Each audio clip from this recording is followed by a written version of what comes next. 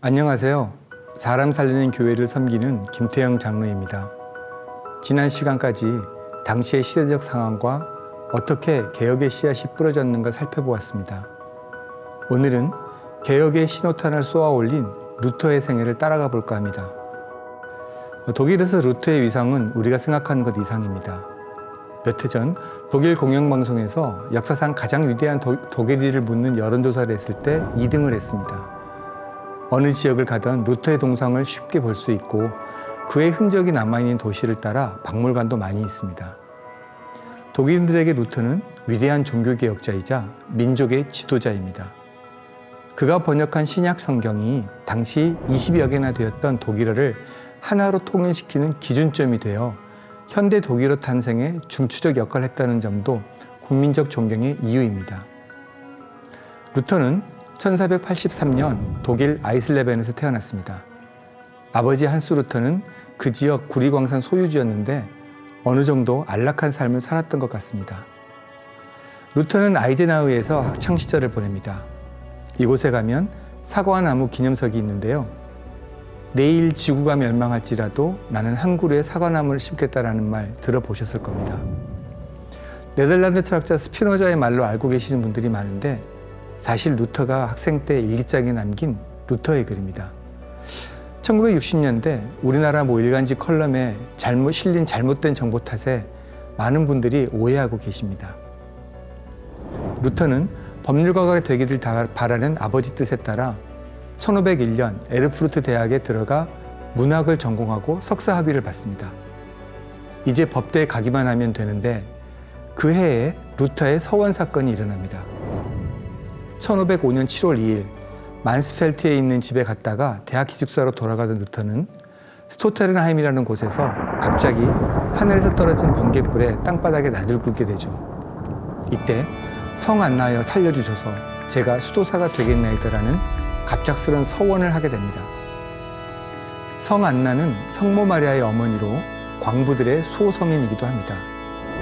물론 루터의 기록을 보면 학생 때부터 중세 교부들의 책을 탐독했고 삶의 성찰에 대한 흔적들이 많이 남아있는 것을 보아 단순히 이 한 가지 사건이 원인이 되었다고 생각되지는 않지만 어쨌든 루터는 이를 계기로 아버지의 뜻을 거역하고 에르푸르트에 있는 아우구스티누스 수도원에 들어갑니다. 많은 수도원 중 왜 아우구스티누스 수도원이었을까요? 루터 본인의 말에 따르면 거기가 가장 규율이 엄격해서였다고 했습니다. 루터는 실제로 규율과 율법에 지나치리만큼 순종적이었죠. 새벽 2시에 일어나서 하루 7번의 기도 시간과 찬송, 묵상, 공부, 육체노동 등 정해진 규칙은 하나도 빠짐없이 철저히 지켰습니다. 만약 수도원 규칙대로 사는 게 구원의 조건이라면 자기가 첫 번째로 구원받을 것이라고 말할 정도였으니까요. 문제는 그러한 규칙을 따라 아무리 열심히 살아도 자신의 죄 때문에 거룩하신 하나님 앞에 나아갈 수 없다는 두려움은 떠나지 않았다는 사실입니다. 특히 고해성사가 루터를 가장 힘들게 했는데 죄는 고해성사를 통해서 해결할 수 있다는 당시의 가르침 때문이었습니다. 아무리 죄를 고백해도 또 다른 죄가 머릿속에 떠올랐고 예전 기억을 다 들추어낸다 해도 고백하지 못하고 남아있을지 모르는 죄가 있다는 생각 때문에 심판의 하나님은 늘 공포의 대상일 수밖에 없었습니다. 하루 온종일 고해성사만 한 적도 있는데 이 때문에 다른 수도사들은 늘 힘들었고 이는 수도원장이 후에 비텐베르크 수도원으로 루터를 보내게 된 이유 중 하나이기도 합니다. 당시 교회의 중심이던 스콜라 신학에 따르면 어느 정도는 자신을 거룩하게 하지 않으면 인간은 하나님 앞에 감히 나설 수 없다고 여겼습니다. 토마스 아퀴나스는 우리가 최선을 다해 의로운 행동을 하고 선한 일을 함으로써 하나님 앞에 의로워진다고 했죠. 그러면 자연스럽게 생기는 다음 질문, 내가 최선을 다했는지 어떻게 알까? 교회의 답은 최선을 다했는지 스스로를 돌아보아야 했습니다. 어떠세요? 이 답이 도움이 되시나요? 교회가 불안을 줌과 동시에 내적 성찰을 부추기고 공포와 희망, 채찍과 당근을 번갈아 줍니다. 루터는 구원을 위해서라면 할 수 있는 모든 것을 실천하기로 했지만 무슨 수를 써도 하나님을 만족시켜 드릴 수 없다는 사실에 한순간도 평안을 얻지 못했습니다. 심지어 하나님을 원망하고 미워하기까지 했습니다. 의로워진다는 것, 과연 가능하긴 한 걸까요? 그래서 루터는 단순히 죄만 용서해 가지고선 도무지 해결이 안 된다는 결론을 내립니다. 인간 자체에 대한 용서가 필요하다는 사실을 깨닫죠. 1510년 루터는 수도원 대표로 로마에 갈 기회가 생깁니다. 부푼 마음으로 신앙의 수도를 찾아갔지만 권력과 사치에 빠진 교황청의 모습과 죽은 부자들을 위한 개인 미사만 종일 열리는 걸 보고 큰 실망에 빠집니다. 로마에서 루터는 상타 상토룸 예배당에 있는 거룩한 계단이라는 곳을 찾아갑니다.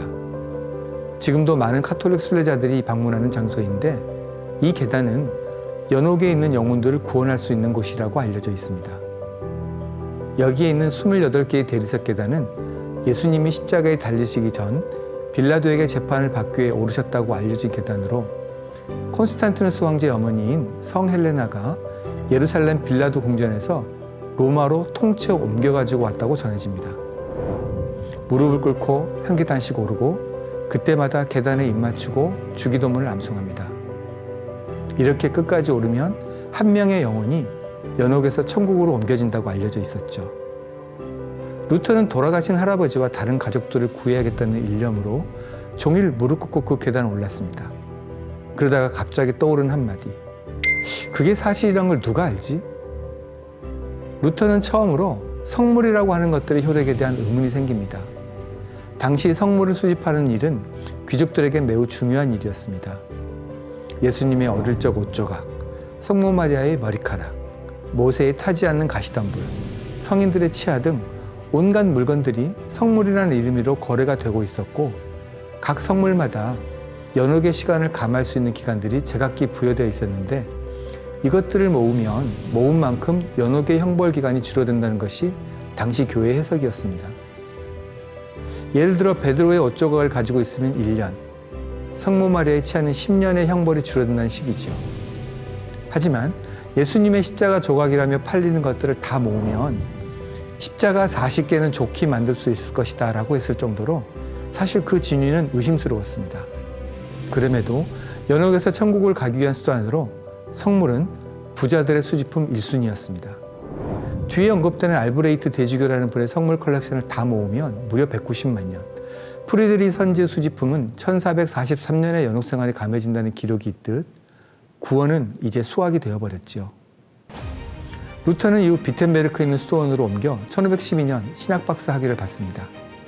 그리고는 비텐베르크 대학에서 성경 강의를 시작하는데 당시 비텐베르크 대학은 생긴 지 10년밖에 되지는 않았지만 설립자인 작신의 선제후 프리드리히의 전폭적인 후원으로 빠르게 성장하고 있었죠.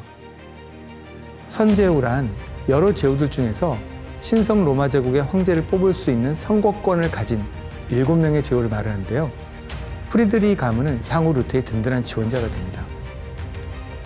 루터가 신학을 공부하긴 했었지만 성경을 깊이 있게 연구하기 시작한 건 강의를 준비하던 이때부터였을 것으로 생각됩니다.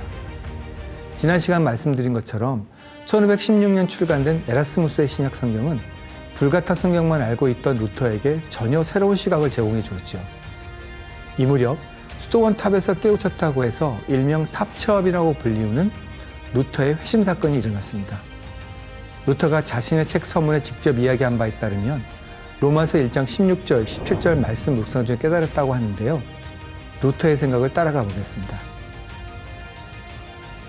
17절, 하나님의 의는 복음에서 드러난다는 구절입니다. 율법이 아니라는 것. 그 많은 규칙과 교회법과 전통이 하나님의 의가 아니라는 거죠.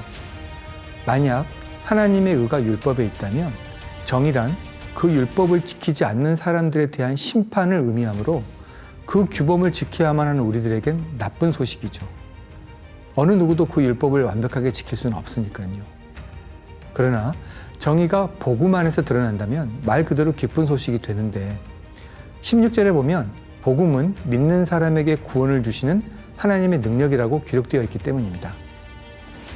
율법을 지키는 자가 아니라 지키는 자가 구원을 얻는 게 아니라 믿는 자가 구원을 얻는다는 뜻입니다. 그러면 그 구원의 능력에 어떻게 다가설 수 있을까?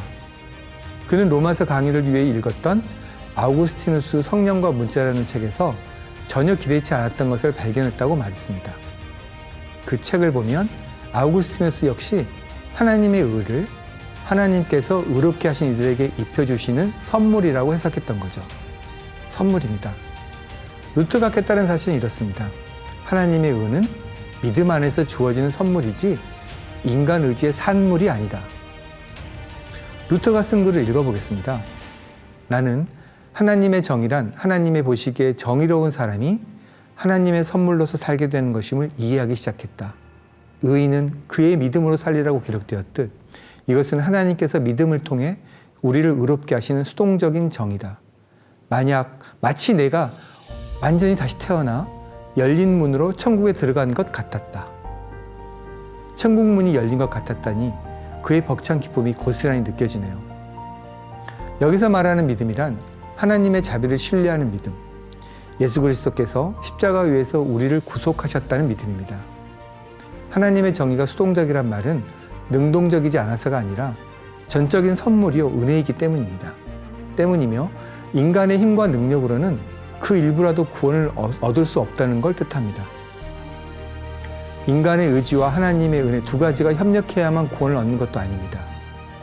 하나님의 은혜는 복음을 통해 주어지는 믿음의 선물이며 오직 그 믿음만이 필요하다는 사실을 깨달은 거죠. 그 유명한 이신칭의 시작입니다. 그는 이러한 발견을 동료 교수들에게 처음으로 말했습니다. 동료 교수였던 카를 슈타트는 루터가 틀렸다는 사실을 증명하고 싶은 마음에 아우구스티누스의 책과 로마서를 탐독했습니다. 그리고는 오히려 루터와 같은 결론을 내리게 되었고 헬라어 교수 멜라니톤도 큰 감명을 받게 되죠. 참고로 후에 카를 슈타트는 급진 개혁 세력에 합류해서 루터를 떠나고 멜라니톤은 루터와 함께 종교개혁을 이끄는 쌍두마차로 활약하게 됩니다. 자, 이제 그럼 모두가 다 아는 종교개혁의 서막, 면죄부와 반박문에 대한 얘기를 해볼까요? 당시 독일에 알브레이트라는 대주교가 있었는데 그는 이미 2개 교구를 맡고 있었지만 마인츠의 대주교가 공석이 되자 그 자리까지 원했습니다. 마인츠 대주교는 선제후이자 독일 교회 수장이거든요. 그는 당시 은행재벌 푸거 가문으로부터 현재 가치로 약 90억 원의 돈을 빌려 교황 레오 10세에게 바치고 그 뜻을 이룹니다. 레오 10세는 돈 갚을 길이 필요했던 알브레이트에게 수입의 반을 로마에 보내는 조건으로 교군의 면죄부 판매를 허락했고 알브레이트는 도미니쿠의 수도사 테첼에게 그 임무를 맡기는데 이분은 군중의 마음을 쥐락펴락하는 대단한 연설가였습니다. 괴짝이 동전에 짤랑하고 떨어지는 소리에 그 영혼은 연옥에서 천국으로 옮겨진다. 무슨 광고 카피 같죠? 그는 면죄부 판매왕이었습니다. 11월 1일은 모든 성인의 날, 즉 만성절이었고 이날 비텐부르크에서 테첼이 면죄부를 파는 집회를 하기로 예정되어 있었습니다. 이 소식을 들은 루터는 하루 전날인 1517년 10월 31일 집회 장소인 비텐부르크 성당문에 그 유명한 90억의 반박문을 붙입니다. 역사가들은 이 순간을 종교개혁의 출발점으로 보고 있습니다. 처음엔 루터는 새로운 교회를 만들거나 교회를 개혁하려는 시도를 한 것은 아니었고 그저 토론을 원했습니다. 문서를 공개 장소에 붙이는 이러한 형태의 의견 표출은 당시에 특별한 것이 아니었고 실제 루터도 반박문 서문에 함께 토론하기를 원한다고 적었습니다. 하지만 그 내용을 보면 고해성사는 성경에 근거가 없으며 면죄부는 사기이고 로마 카톨릭은 목회적 관심이 없다. 그리고 교황의 절대 주권은 근거가 없다라는 당시로서는 획폭탄급 발언이었습니다. 대주교 알브레이트는 이 사실을 교황청에 알렸는데 교황 레오 10세는 처음엔 대수롭지 않게 반응하죠. 수도의 내부에서 잘 해결하라고요. 그런데 이 면죄부 내용은 로마에만 알려진 게 아니었습니다. 그 반박문을 본 인쇄업자들이 내용을 그대로 인쇄해서 퍼뜨렸는데 단 2주 만에 독일 전역에 퍼질 정도로 대박이 났습니다. 20세기 위대한 신학자 칼바르트가 자신에 대한 얘기를 이렇게 한 적이 있습니다. 캄캄한 밤중에 종탑 계단을 올라가다가 어둠 속에서 뻗친 손에 잡힌 밧줄 하나가 온 세상에 종소리를 울렸다고요. 루터 역시 본인의 의도와 관계없이 독일 전역에 종을 울렸습니다. 세상은 루터 때문에 시끄러워졌지만 정작 그의 행적을 보면 마치 아무 일 없듯이 강의, 설교 등 일상을 이어갔습니다. 약 6개월 후 하이델베르크에서 3년마다 한 번 있는 아우구스티누스 수도의 전국대회가 열렸는데 이때 행사를 주관한 사람이 요한 슈타우비치라는 분입니다. 이분은 루터가 비텐베르크 수도원에 있을 때 그곳 주교였고 자신의 신학교수 자리를 루터에게 물려주고 떠났던, 그러니까 루터를 잘 아는 분입니다. 이분이 대회 기간 중 루터에게 따로 시간을 할애해서 그의 새로운 신학을 충분히 소개할 수 있게 했고 큰 반향을 일으켰죠.